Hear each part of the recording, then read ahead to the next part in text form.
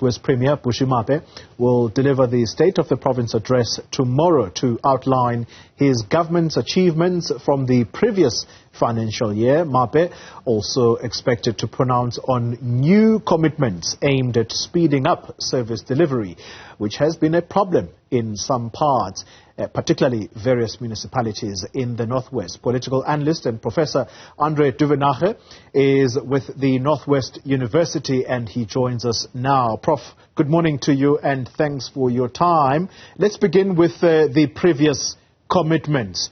How far would you say the Northwest Premier has gone in achieving those promises that he previously made? Well, the promises he made was the standard promises about service delivery. It was basically a provincial-focused State of the Nation address, towing the line of the SONA. And my take on it was that he reached his aims in a very limited way.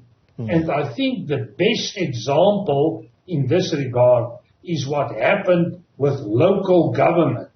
And what happened to local government is that we are basically in a worst case scenario, no clean audits for local structures. We had the whole Ditsa Botla episode, which reflected very negative on the government.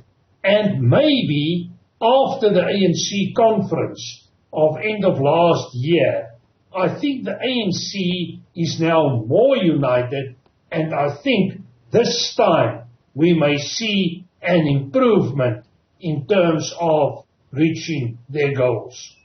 Hoping for improvement is one thing, Professor, but when there is reluctance to admit what is in front of you, then I'm not sure whether the people of the Northwest Province should perhaps take the Premier at his word. Why am I saying this? Well, the debate of the SONA just a week ago, he stands up there and says he drives 200 kilometers between one end of the Northwest to the other without hitting a single pothole. And yet the roads in the Northwest, we know for a fact that they are full of potholes. If the Premier is going to be reluctant to admit the obvious, should the people of the Northwest take him at his word? Truly, at the moment, there are a huge distrust between the ordinary citizens and the ANC. And that is not only with regard to this province, to a certain extent, it's also on a national level. And the reason is the ANC is making promises. What you refer to, they are not ignoring the realities. And I've just listened, and that is another story about the interview with Andre Duvenhage, about his analysis of what is going on in Eskom and how politicians are reacting to this. This is extremely problematic.